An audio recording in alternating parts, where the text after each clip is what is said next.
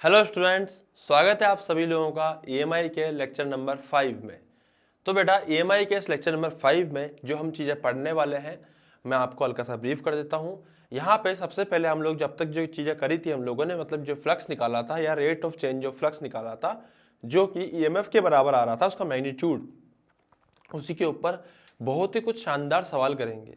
याद है मैंने आपको लास्ट में एक क्वेश्चन कराया था जिसके अंदर जो हाफ रिंग थी वो अंदर एंटर कर रही थी और बाहर निकल रही थी, है ना, मैग्नेटिक फील्ड के अंदर ओमेगा से घूम रही थी।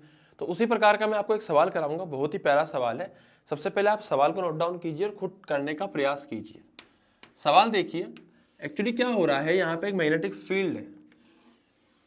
ये मैग्नेटिक फील्ड जो है उसमें इस प्रकार से अंदर की तरफ मैग्नेटिक जो फील्ड लाइन्स है वो अंदर की तरफ है, ऐसे।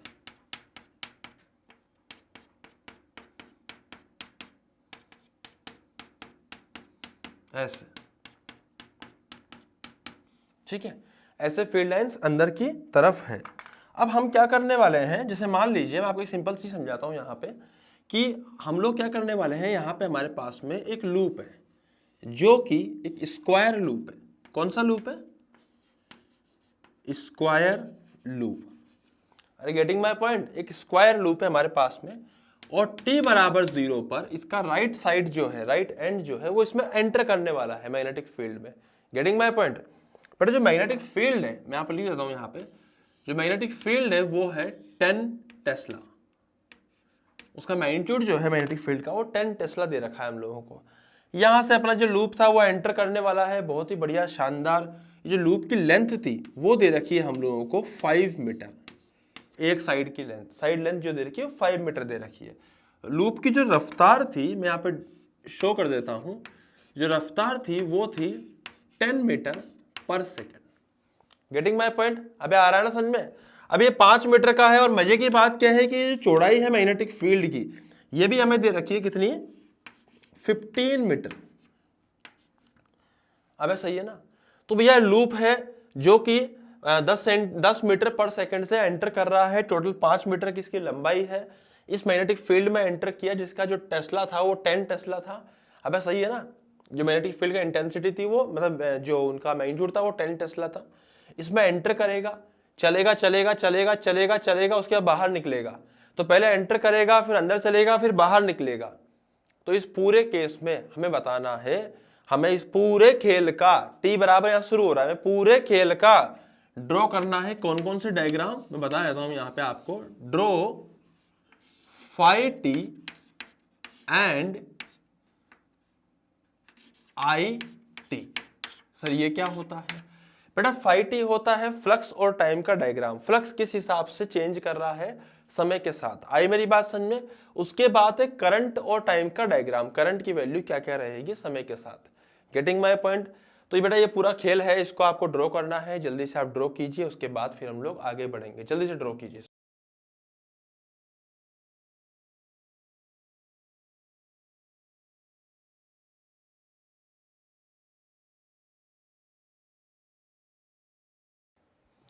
हाँ जी, तो मेरी बात ध्यान समझिएगा बेटा आप लोग, है ना। मैं आपके सामने बताता हूँ यहाँ पे एग्जैक्टली क्या क्या चीजें हो रही है। समझना बात को। देखो कुछ ऐसा हो रहा है, जैसे मान लीजिए कि ये अपने पास में फील्ड जो है वो कुछ ऐसे। मैंने इसको बड़ा क्यों करा सर आपने? इतनी बड़ाई क्यों इसको? बेटा बड़ाई इसलिए, इस डायग्राम को थोड़ा और एनालाइज करने के लिए एग्जैक्टली क्या हो रहा है। अब मान लीजिए 3 हिस्से ले लेते हैं अपन। ये पहला हिस्सा है जब ये अंदर एंटर कर रहा होगा। अब अंदर एंटर कर रहा होगा तो मान लीजिए किसी भी टी समय पर, किसी भी टी समय पर ये कितना एंटर कर चुका होगा। तो भैया किसी भी टी समय पर ये जो एंटर कर चुका होगा वो करेगा 10t। अब सही है ना भाई? टी समय तक चला और कितनी रफ्तार से चला? 10 मीटर पर सेकंड से। तो 1 सेकंड में टी 10 मीटर चला तो टी सेकंड में कितना चलेगा? 10 इंटू टी। अब सही है ना बेटा? उसी प्रकार से ये जो लंबाई होगी ये हो जाएगी 5 मीटर। Getting my point? अंदर जो है वो कितना एरिया है? तो अंदर जो अगर मैं फ्लक्स लिखूंगा तो फ्लक्स मेरा जो पहला आएगा बेटा, इस केस के लिए जो फ्लक्स आएगा वो फ्लक्स कितना आएगा, वो आएगा 10, कितना आएगा फ्लक्स, फ्लक्स आएगा साहब B इंटू एरिया, तो B है 10, सही है ना भाई साहब। एरिया कितना है 10T इंटू 5, तो मैं लिख दूंगा यहाँ पे 10T इंटू 5, तो कितना रिजल्ट आएगा भाई, यहाँ पे ध्यान से देखने पे यहाँ पे रिजल्ट आएगा 500T।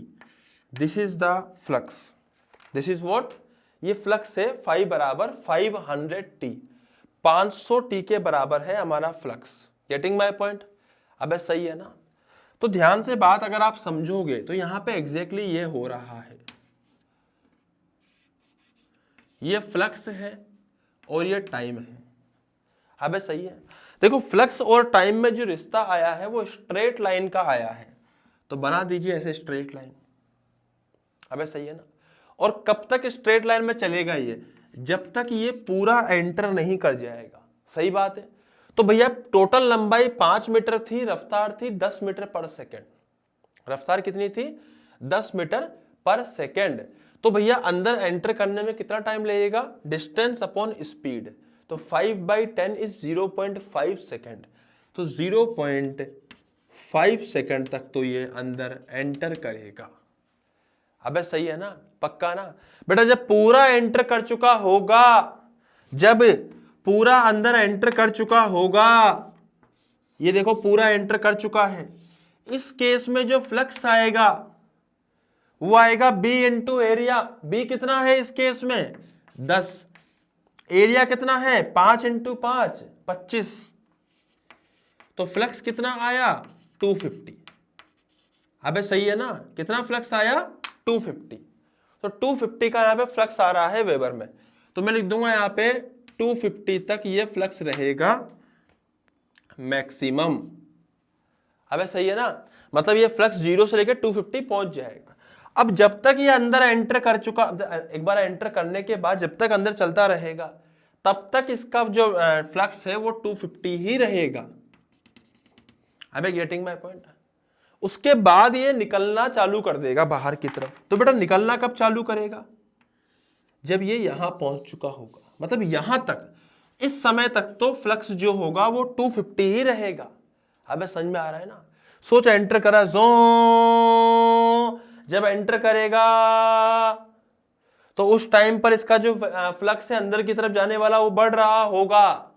अगर फ्लक्स बढ़ रहा होगा तो भैया इसके अंदर ईएमएफ इंड्यूस हो रही होगी, तो फ्लक्स चेंज कर रहा है। एक बार जब पूरा एंटर कर चुका, कब तक एंटर करेगा 0.5 सेकंड तक, सही बात है 0.5 सेकंड। बेटा टोटल चौड़ाई कितनी है इसकी 15 मीटर, एक बार 5 मीटर पूरा घुस गया, उसके बाद जो चलेगा ये, उसके बाद पूरा पूरा पूरा, जैसे ये वाला पॉइंट जो है, जैसे मान लीजिए आगे वाला जो लाइन है वो 5 मीटर पे होगी, अब ये कितना चलेगी वापस यहां तक पहुंचते पहुंचते 10 मीटर और चलेगी। टोटल 15 था, 5 चल चुका है, 5 चलने में उसने फ्लक्स को चेंज करा, वो 0.5 सेकंड में चला। उसके बाद जो 10 मीटर है, उसके बाद जो 10 मीटर है उसमें कोई फ्लक्स का चेंज नहीं होगा। बेटा उस 10 मीटर के दौरान कितना टाइम लगेगा चलने में, तो 10 डिवाइडेड बाय 10 मीटर पर सेकंड 1 सेकंड। तो बेटा यहाँ पे वो 1 सेकंड इसको और लग जाएगा अंदर। तो पहले 0.5 सेकंड था, अब 1 सेकंड और जोड़ लो तो ये हो जाएगा 1.5 सेकंड। बट बच्चे लोग गलती से इसको 1 सेकंड लिख देते हैं, 1 नहीं लिखना। अबे 1 तो वो टाइम है जो यहां से यहां तक लगा, टाइम तो 1.5 सेकंड होगा ना यार टोटल, तो 1 तो नया लगा और 0.5 पहले हो चुका था। अबे सही है ना, पक्का ना बेटा। अब यहां आ चुके हैं हम लोग, अब यहां से बाहर निकलना चालू कर देगा। अब जैसे अंदर एंटर हुआ था वैसे ही बाहर निकलेगा, तो फंक्शन सेम आएगा, सेम आता है, इसको आप रट भी सकते हो, ठीक है। तो ये फंक्शन दोबारा सेम आएगा और सेम तरीके से ही बाहर निकलेगा। एक बार पूरा बाहर आ गया तो फ्लक्स 0 हो जाएगा। अबे सही है ना। तो फ्लक्स का रिलेशन वही रहेगा 500T, बढ़ते वक्त भी घटते वक्त भी 500T। बस ये है कि बढ़ते वक्त 500 प्लस में है, घटते वक्त माइनस में हो जाएगा। सर माइनस में क्यों, अच्छा सॉरी फ्लक्स माइनस में नहीं होगा, फ्लक्स तो माइनस में नहीं होगा, पर उसको डिक्रीज करता रहेगा समय के साथ। आई मेरी बात समझ में आपको, रहेगा रिलेशन वो का वही। अबे सही है ना, पक्का ना। तो भैया 5 और T है ना, यहाँ पे स्लोप जो है उसका पॉजिटिव है, यहाँ पे स्लोप जो है उसका नेगेटिव आ रहा है। गेटिंग माय पॉइंट अच्छे से, पक्का समझ में आया आप लोगों को? तो मेरी बात ध्यान समझिएगा अब आप। ये कितना टाइम लगेगा इसमें टोटल टाइम हो जाएगा 2 सेकंड, क्योंकि आधा सेकंड इसको निकलने में और लगेगा। स्पीड तो सेम है भाई, 10 मीटर पर सेकंड ही है, चौड़ाई भी सेम 5 मीटर ही रहेगी, तो ऑब्वियस बात है 0.5 सेकंड इसको और लगेगा। तो 1.5 में 0.5 जोड़ देंगे तो 2 सेकंड हो जाएगा। अबे आ रहा है ना समझ में? पक्का ना?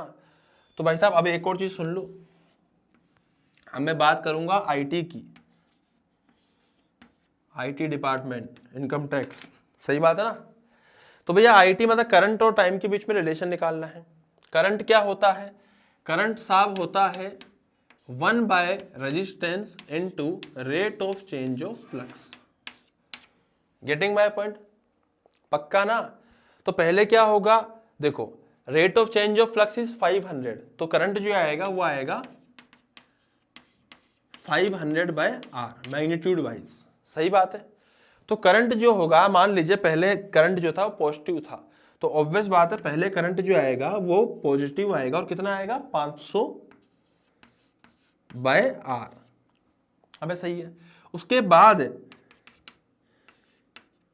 0.5 सेकंड से 1.5 सेकंड तक करंट 0 आएगा। क्यों? क्योंकि अंदर फ्लक्स में कोई चेंज नहीं हो, फ्लक्स है पर उसमें कोई बदलाव नहीं हो रहा है। फ्लक्स में बदलाव होता है तभी तो करंट आता है यार, सही बात है ना भाई? तो फ्लक्स में कोई बदलाव नहीं हो रहा है, इसीलिए वो 0 रहेगा। उसके बाद हम ले सकते हैं इसको नेगेटिव। नेगेटिव क्यों लिया सर? क्योंकि बेटा पहले में अगर मान लीजिए वो क्लॉकवाइज घूमेगा, उसमें एंटी क्लॉकवाइज घूमेगा। पहले में अगर वो एंटी डायरेक्शन निकाल लेते हैं, चलो अपन एग्जैक्टली अंदर की तरफ फ्लक्स बढ़ रहा है, अगर बढ़ रहा है तो उसको पसंद नहीं होगा तो वो ऐसे घुमाएगा, तो वो एक्चुअली ऐसे घुमा रहा होगा, तो करंट इसमें ऐसे इंड्यूस हो रहा होगा ऐसे। तो ऐसे होने का मतलब क्या हो गया, ये एंटी क्लॉकवाइज हो गया। तो पहले में अगर एंटी क्लॉकवाइज होगा तो बाद में क्लॉकवाइज हो जाएगा। तो एंटी क्लॉकवाइज को पॉजिटिव माना तो क्लॉकवाइज को नेगेटिव मान लेंगे। वो आपकी इच्छा पे डिपेंड करता है आप कैसे लेते हो। बाकी इसके दोनों आंसर है, इस प्रकार से हम दो यहाँ पे डायग्राम बना सकते हैं। मेरी बात तुमको समझ में आ रही है पक्का अच्छे से? तो बेटा आप इसको नोट डाउन कर सकते हो पूरे को, उसके बाद फिर हम लोग आगे देखेंगे। जल्दी से इसको नोट डाउन कर लीजिए, फिर हम लोग आगे देखते हैं, ठीक है?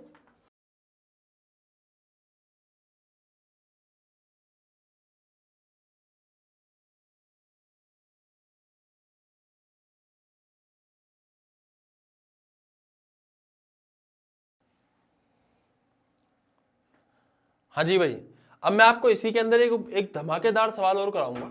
एक सवाल है, अच्छा सवाल है, सेम टाइप का है, कुछ खास फर्क नहीं है, बट कुछ थोड़ा सा इससे हटकर है, मतलब थोड़ा सा, ज्यादा नहीं, थोड़ा और अच्छी कैटेगरी का सवाल है ये।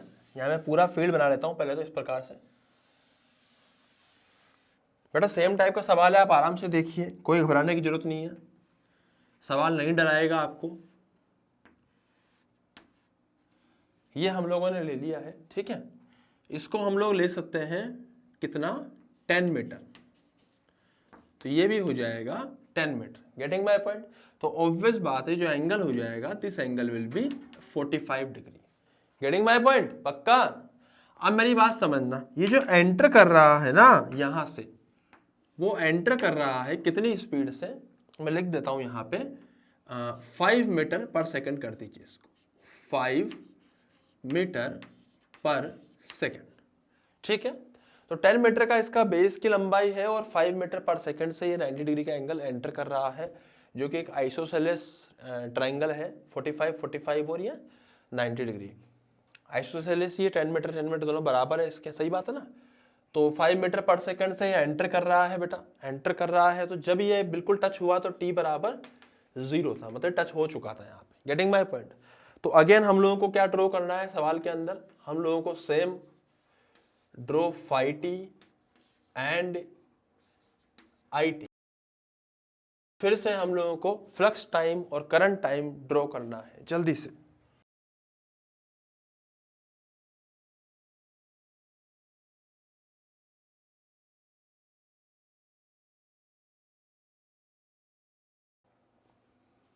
हाँ जी,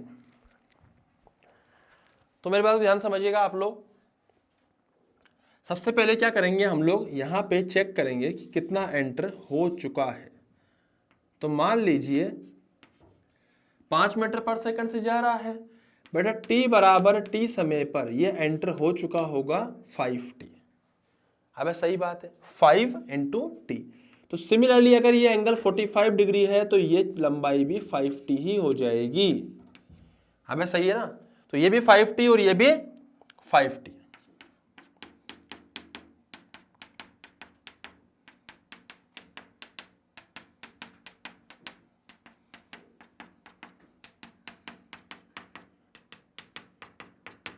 यहां मैं मैग्नेटिक फील्ड ले लेता हूं 1 टेस्ला ओनली। थोड़ा कैलकुलेशन सिंपल रहेगी इसलिए मैंने 1 टेस्ला ली है। तो ये 5t, ये भी 5t ही हो जाएगी बेटा यहाँ पे। बहुत बढ़िया सर।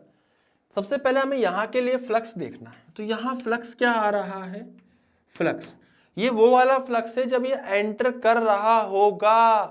तो भैया किसी भी t समय पर फ्लक्स जो आएगा वो आएगा मैग्नेटिक फील्ड इनटू एरिया। अबे सही है ना। तो फील्ड कितनी है 1 टेस्ला, एरिया कितना है, लेंथ, ट्राइंगल का लेंथ इनटू, मतलब लेंथ तो क्या मतलब बेस इनटू हाइट। बेस कितनी है भैया, इस छोटे से ट्राइंगल की बात कर रहा हूं मैं, छोटे से ट्राइंगल की बात करेंगे ना तो half into 5t into 5t, तो ये बन जाएगा 25t square by 2। This is the flux during when this triangle is entering in the system. Getting my point? तो हम लोगों को क्या करना है, यहाँ पे हम लोगों को ड्रॉ करना है फ्लक्स और टाइम का ग्राफ। बिल्कुल सिंपल से 2 सवाल मैंने यहाँ पे लिए हैं। ऐसा भी नहीं है कि बहुत सिंपल हो, ऐसा भी नहीं है कि बहुत टफ हो, ना मीडियम लेवल के हैं ऐसा मान सकते हैं वैसे अपन। तो भैया 25/2t स्क्वायर इस तरह का एक ग्राफ आया है। अब ये ग्राफ कैसे बनेगा, ये 5 और t स्क्वायर में किस तरह का रिलेशन है, पैराबोलिक रिलेशन है।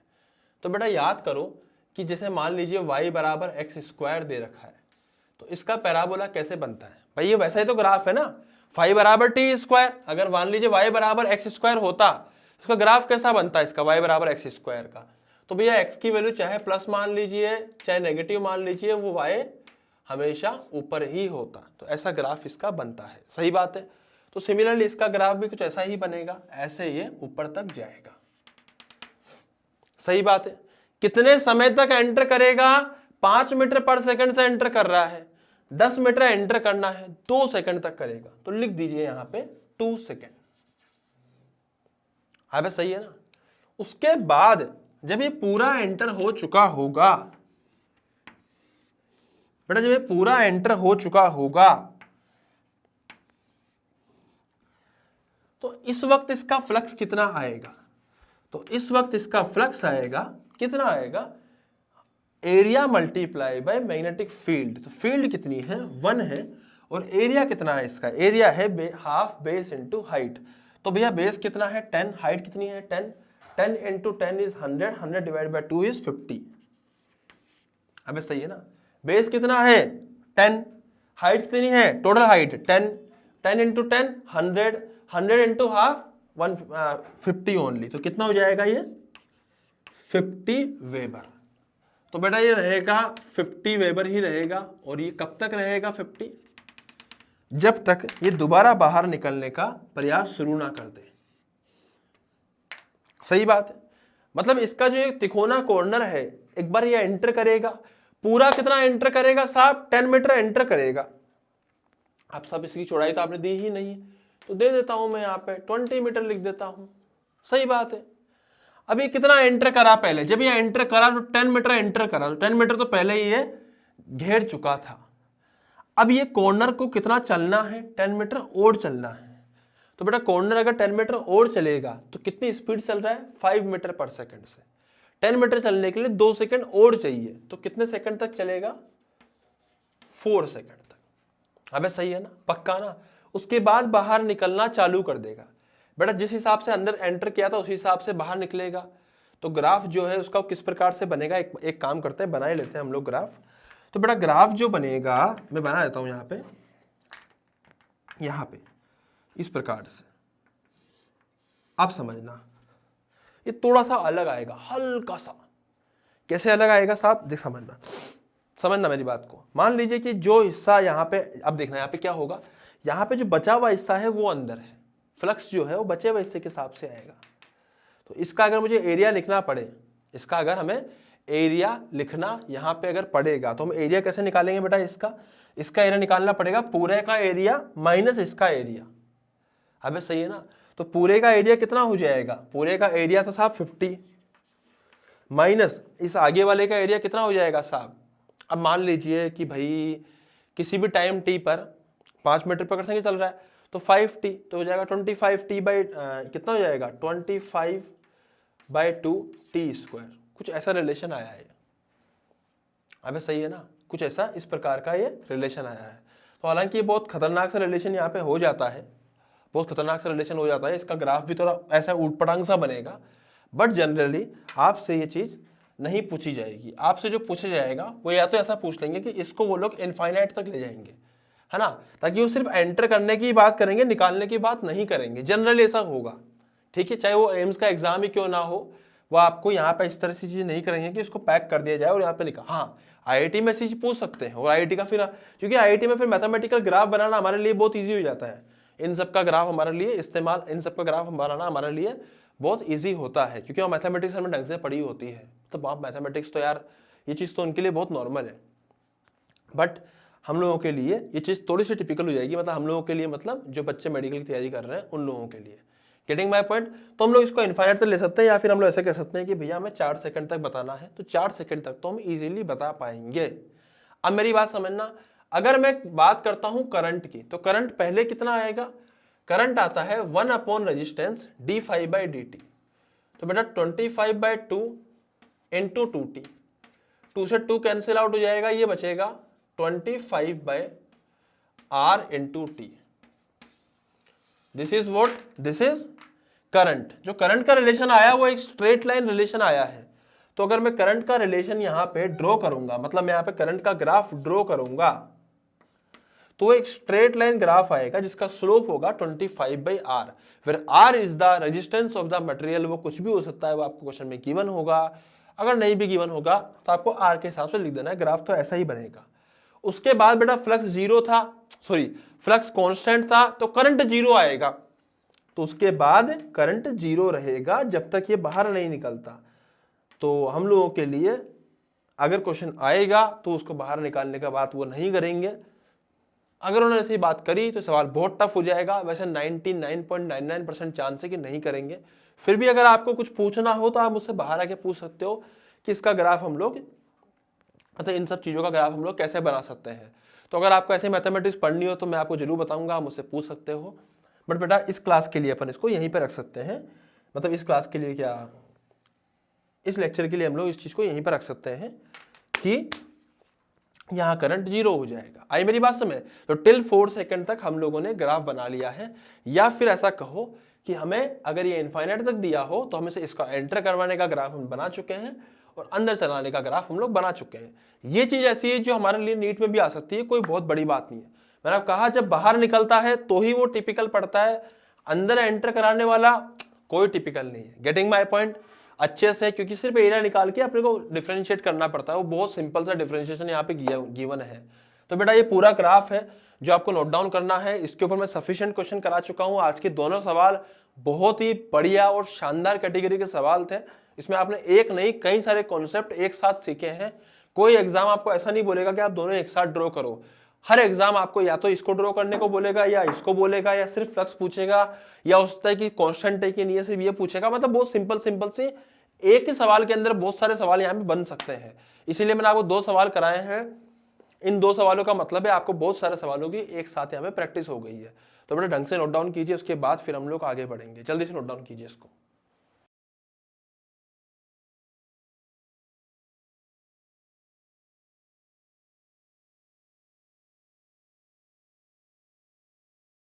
हाँ भाई, तो अब हम पढ़ने वाले हैं इमोशनल ईएमएफ।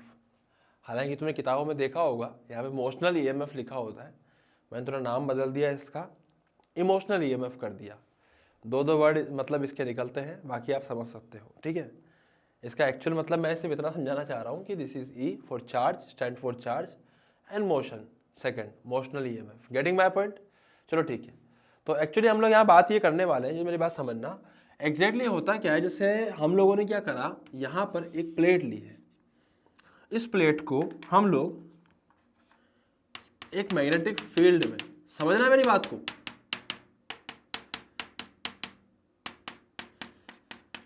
अबे यार, एक मैग्नेटिक फील्ड में इसको दौड़ाया, फुल स्पीड से दौड़ाया, जों भी रफ्तार से भाग रहा है, भाग रहा है, भाग रहा है, भाग रहा है, भाग रहा है, तो इसमें करंट नहीं आ सकता। ऑब्वियस बात सर, करंट कैसे आएगा? इवन मैं अगर आपको यह समझाऊं यहाँ पर कि भैया मान लीजिए कि यहाँ कोई मैग्नेटिक फील्ड है, समझना मेरी बात को ध्यान से आप लोग, यहाँ कोई मैग्नेटिक फील्ड है इस प्रकार से, और इस मैग्नेटिक फील्ड में हम लोगों ने क्या करा, एक लूप को रख दिया और लूप को पूरा कनेक्ट करने की जगह यहाँ से तोड़ दिया बीच से, और इसको भी दौड़ाया अगर v रफ्तार से, तो यहाँ पे भी कोई करंट नहीं आएगा।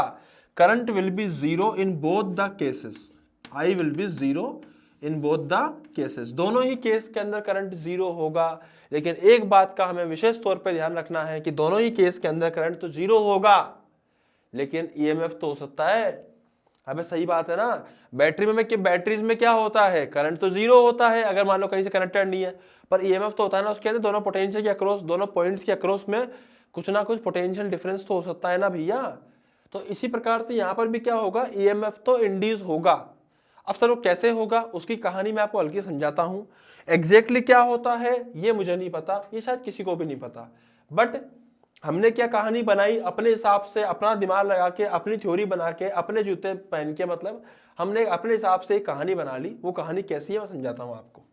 हम लोगों ने डिसाइड किया कि शायद ऐसा होता होगा, समझना बात को। मान लीजिए मैग्नेटिक फील्ड है, उसमें हम लोगों ने दिमाग लगाया कि इसमें अगर कोई कंडक्टिंग, अगर हम लोग मटेरियल को इस तरह से दौड़ाते हैं, किसी भी कंडक्टिंग मटेरियल को अगर हम ऐसे दौड़ाते हैं इसके अंदर ऐसे v रफ्तार से, गेटिंग माय पॉइंट, ऐसे दौड़ाते हैं, तो जो चार्ज है, जो पॉजिटिव चार्ज है, उस पर फोर्स लगेगा v क्रॉस b ऊपर की तरफ। तो एक फोर्स लगेगा इनके ऊपर, कितना, v cross b। Getting my point, getting my point, पक्का ना। अब वो इन जनरल केस लिया है बेटा मैंने v क्रॉस b, वो एंगल वेंगल कुछ भी हो सकता है। तो एक ऐसे v क्रॉस b ऐसे फोर्स लगेगा ऊपर की तरफ, तो ये कुछ चार्ज जो है पॉजिटिव ऊपर इकट्ठे हो जाएंगे, और सिमिलरली नेगेटिव चार्ज पे भी लगेगा नीचे की तरफ, तो नीचे नेगेटिव चार्ज इकट्ठे हो जाएंगे। अरे बात समझ में आ रही ना। अब क्या होगा, ऊपर पॉजिटिव चार्ज जाएगा, नीचे नेगेटिव चार्ज जाएगा, तो ऊपर से नीचे की तरफ एक इलेक्ट्रिक फील्ड इंड्यूस हो जाएगी। जो चार्ज इंड्यूस हो रहे हैं ऊपर नीचे, इनके कारण एक इलेक्ट्रिक फील्ड आ जाएगी। अबे सही है ना भाई, ऊपर से नीचे, ऊपर प्लस से नीचे माइनस है, तो ऊपर से नीचे की तरफ एक इलेक्ट्रिक फील्ड होगी जिसकी वैल्यू होगी Q इंटू उसके कारण इस चार्ज पे फोर्स लगेगा, Q नहीं E इंटू ई। अब सही है ना, E इंटू ई इस पे फोर्स लगेगा नीचे की तरफ। और बेसिकली ऊपर कौन सा फोर्स लगा है, मैग्नेटिक फोर्स। बेटा उसी मैग्नेटिक फोर्स के कारण और चार्ज ऊपर भागेंगे, और चार्ज ऊपर भागेंगे। मैं कह रहा हूँ ना, सच्चाई है कि नहीं है ये हमें नहीं पता, बट चार्ज ऊपर भागेंगे ये पक्का है। और चार्ज ऊपर भागेंगे तो और इलेक्ट्रिक फील्ड इंड्यूस होगी, और फील्ड इंड्यूस होगी तो और क्या बोलते हैं, नीचे की तरफ स्ट्रॉन्ग फोर्स आएगा। ऊपर फोर्स पहले से था, ऊपर का फोर्स फिक्स है, क्यों, क्योंकि वो ई पे निर्भर करता है, रफ्तार पर निर्भर करता है और बी पर निर्भर करता है, तीनों चीजें फिक्स है। बट नीचे का फोर्स बढ़ रहा है क्योंकि वो निर्भर करता है कि ऊपर कितने चार्ज है और नीचे कितने चार्ज है। जब तक ऊपर फोर्स रहेगा ई वी क्रॉस बी, जब तक ऊपर चार्ज बढ़ते रहेंगे नीचे चार्ज बढ़ते रहेंगे नेगेटिव वाले, आई मेरी बात में, और तब तक ई बढ़ता रहेगा। और जब तक ई बढ़ता रहेगा, अगर ई बढ़ता रहेगा बढ़ता रहेगा बढ़ता रहेगा, तो एक ना एक दिन वो E into E V cross B के बराबर हो जाएगा। सही बात है। और जैसे ही बराबर होएगा नेट फोर्स जीरो हो जाएगा, ये चार्ज दौड़ना बंद कर देंगे, ये एक इक्विलिब्रियम स्टेट पे आ जाएगा। उसके बाद यहाँ पे जो जितने भी चार्ज ऊपर इकट्ठे हुए नीचे इकट्ठे हुए वैसे के वैसे फिक्स हो जाएंगे। सही बात है भाई। दोबारा बताता हूं मैं, यहाँ पे क्या हो रहा है, जो चार्ज है वो ऊपर भाग रहे हैं प्लस वाले मैग्नेटिक फोर्स के कारण, और जो नीचे वाले नीचे की तरफ जा रहे हैं। सही बात है ना। हो क्या रहा है एग्जैक्टली वो हमें नहीं पता, हमने ऐसे अपने मन से कहानी बना ली कि हाँ ऐसा हुआ होगा। और अब ऊपर प्लस और नीचे माइनस, उसके चक्कर में इलेक्ट्रिक फील्ड इंड्यूस हो गई। और जब तक चार्ज ऊपर दौड़ते रहेंगे वैसे वैसे इलेक्ट्रिक फील्ड बढ़ती रहेगी, और जैसे जैसे इलेक्ट्रिक फील्ड बढ़ती रहेगी तो वैसे वैसे क्या बोलते हैं, इलेक्ट्रिक फील्ड बढ़ते बढ़ते बढ़ते बढ़ते बढ़ते एक ना एक दिन इस ऊपर वाले फोर्स के बराबर हो जाएगी। तो बेसिकली ये कुछ ऐसा हो जाएगा। तो E V cross B is equal to E into E। ये कौन सी कंडीशन है सर? ये है इक्विलिब्रियम स्टेट। बेटा मैं फिर से रिपीट कर रहा हूं, एग्जैक्टली क्या हो रहा है we don't have any idea, but हमने ऐसा माना कि ऐसा कुछ हुआ होगा। हाँ, इसका जो रिजल्ट आएगा वो 100% ट्रू है। इसका जो रिजल्ट आएगा वो 100% ट्रू है। कहानी इसके अंदर की हम लोगों ने बना ली है। आई मेरी बात समझ में? अबे सही है ना? जैसे कहानी बना लेते हैं ना, कि जैसे मान लीजिए कि भाई किसी आदमी के, तुम डॉक्टर बनने वाले हो, अब तुम्हें पता लग गया कि भाई इस आदमी के समथिंग कोई भी बीमारी हो गई, जैसे मान लीजिए इसके जुकाम हो गया, तुम कहानी बनाते हो कि हो सकता है कि ये सर्दी के टाइम पे रात में बाहर गया हो सकता है कि इसने वहाँ पे एक आइसक्रीम खाई हो, उसके बाद उसने वहाँ पे एग रोल खा लिया हो, फिर सोचता है कि आइसक्रीम खा ली हो, फिर सारा एग रोल खा लिया, फिर आइसक्रीम खा ली, पता नहीं क्या क्या खा लिया, फाइनली इसने कुछ कोक पी लिया, कुछ ना अनसन कुछ भी खा पी लिया, और घर आके एकदम बढ़िया पंखा चला के सो गया, एसी चला के सो गया, तो फाइनली जुकाम हो गया, है ना? ऐसी कोई कहानी बना बनोगे तुम पूरी, रिजल्ट तो सही है, रिजल्ट तो जुकाम हुआ, ये रिजल्ट था। तो सिमिलरली यहाँ पे भी रिजल्ट वही रहेगा जो आने वाला है। कहानी हम लोगों ने मन से बनाई है। Getting my point? पक्का? पर कहानी इससे रिलेटेड है। तो देखिए आप लोग यहाँ पे ई से तो मैं ई उड़ा दूंगा, तो बेटा जो इलेक्ट्रिक फील्ड आएगी वो बेसिकली क्या आएगी? वो आएगी V cross B। Getting my point? तो मैं यहाँ पे लिख सकता हूं जो पोटेंशियल डिफरेंस आएगा, जो पोटेंशियल डिफरेंस आएगा वो क्या होता है? वो होता है, अगर मैं वेक्टर में बात करूं तो वो होता है E dot dl। Getting my point? अबे सही है ना? पक्का ना? तो भाई साहब जो potential difference E dot dl होता है, तो मैं यहां लिख रहा हूं, ध्यान समझना, मैं यहां पे थोड़ी जगह बना रहा हूं, इसके बाद इधर लिखूंगा। जो potential difference E dot dl होता है वो एक्चुअली हम लोग ऐसे भी लिख सकते हैं, E किसके बराबर है? इस वाले केस को लेकर V क्रॉस B के बराबर। सही बात है। उसके बाद हम लोग लिख सकते हैं यहाँ पे dl वेक्टर। अब वो dl चाहे तो बड़ा भी ले सकते हैं एलिमेंट, चाहे छोटा भी ले सकते हैं। फिलहाल dl यहाँ बहुत छोटा पार्ट है, उसको अपन l भी लिख सकते हैं।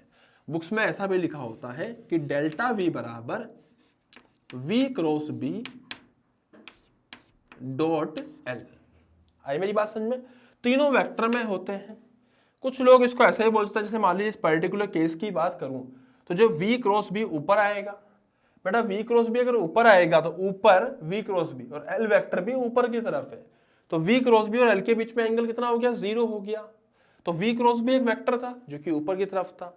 V क्रॉस B अगर मान लीजिए V इधर है B अंदर है, तो एंगल 90 है V और B के बीच में। तो लोग इसको ऐसे भी लिख लेते हैं V into B into L। Sir magnitude की बात करनी हो उनको विदाउट, मतलब वो VBL भी लिख लेते हैं ना, और लोग इसको ऐसे भी बोलते हैं BVL। आप चाहें जो याद रख सकते हैं, पर मैं आपको कहूंगा कि आपके लिए जो मोस्ट इंपॉर्टेंट फॉर्मूला है वो ये है, ये आपको फील देगा, या आपको डायरेक्शन देगा, या आपको सेंस देगा कि किस डायरेक्शन में हाई पोटेंशियल है, किधर है लो पोटेंशियल है। आई मेरी बात समझ में?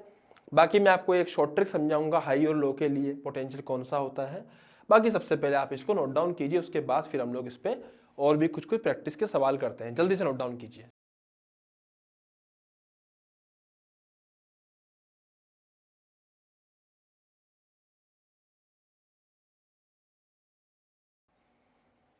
हाँ जी, तो बेटा हम लोग अब आगे देखते हैं। जैसे मान लीजिए मैं आपके सामने अब स्पेशल केस लेता हूं, इसके ऊपर कुछ अच्छे केस में यहाँ पे लेता हूं, ध्यान से देखिए आप लोग। बहुत बढ़िया, शानदार, जबरदस्त। ये हमारे पास में एक रॉड है, ये ऐसे ही भाग रही है V रफ्तार से। पूछा गया है बताइए पोटेंशियल डिफरेंस क्या होगा A और B के बीच में। ये ऐसा पूछा गया, find VA minus VB, find VA minus VB। सबसे पहले आप शॉर्ट ट्रिक समझना। शॉर्ट ट्रिक क्या होती है? कौन हाई है कौन लो है। तो भैया इधर V है अंदर B है, तो V क्रॉस B ऊपर आया, V क्रॉस B ऊपर आया, तो व्हाट आई कैन राइट कि अगर V क्रॉस B ऊपर आया तो ऊपर आएंगे पॉजिटिव चार्ज, नीचे आएंगे नेगेटिव चार्ज। तो ये 100% श्योर हो गया कि इलेक्ट्रिक फील्ड नीचे आएगी। अबे सही है ना? तो भैया एक बात ध्यान रखना, electric field flows from high potential to low potential. Electric field plus से माइनस की तरफ जाएगी। तो electric field flows from high potential to low potential. इसका मतलब ये हाई था, ये लो था। इसका मतलब we can write potential at A is greater than potential at B. अबे सही है ना। बाकी लेंथ एल मान लीजिए, आंसर सीधा सीधा आएगा V A minus V B बराबर वी बी एल। अबे सही है, पक्का ना। तो इसको नोट डाउन कर लीजिए बेटा, उसके बाद फिर हम लोग आगे देखते हैं। जल्दी से नोट डाउन कर लीजिए। हाँ भाई, तो अभी हम लोगों ने देखा है क्वेश्चन, है ना। हमें आपको एक क्वेश्चन और बताता हूं, ध्यान सुनिए। एक मैग्नेटिक फील्ड है, नॉट ए बिग डील।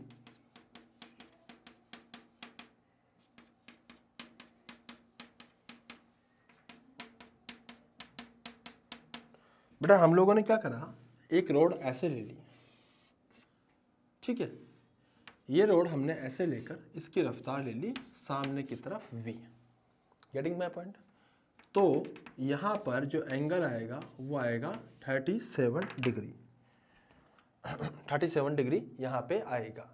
ये पोटेंशियल हमने पॉइंट ए माना है, पॉइंट बी माना है। हमें बताना है कि यहाँ पर find potential difference between A and B. V A minus V बताना है। सबसे पहले वही बात, सबसे पहले वी क्रॉस बी देखो। तो बेटा वी इधर है, बी नीचे है, तो वी क्रॉस बी आएगा ऊपर की तरफ। मतलब बेसिकली दिखाया तो पॉजिटिव चार्ज ए की तरफ भागेंगे, नेगेटिव चार्ज बी की तरफ भागेंगे, और प्लस से माइनस की तरफ इलेक्ट्रिक फील्ड भागेगी। अगर इलेक्ट्रिक फील्ड प्लस से माइनस की तरफ भागेगी तो इलेक्ट्रिक फील्ड हाई पोटेंशियल से लो की तरफ जाएगी, और अगर इलेक्ट्रिक फील्ड हाई से लो की तरफ जाएगी तो what we can say, electric field अगर हाई से लो की तरफ जाएगी तो हम लोग क्या कह सकते हैं, हम ये कह सकते हैं कि ए यहाँ पर हाई पोटेंशियल है।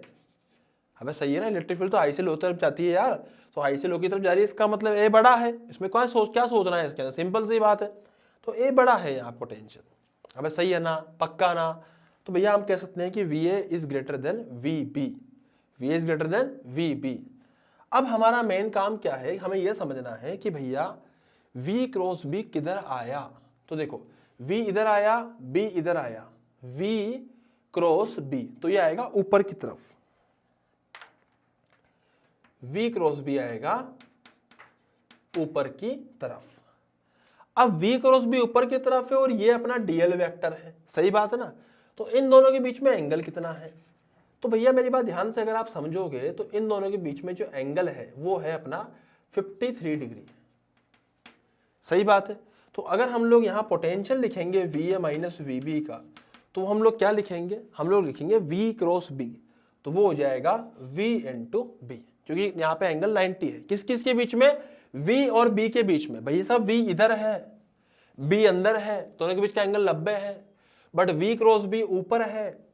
अबे समझ में आ रहा है ना, v क्रॉस b ऊपर है, तो ऊपर अगर v क्रॉस b है तो v क्रॉस b और dl के बीच में 53 डिग्री एंगल है।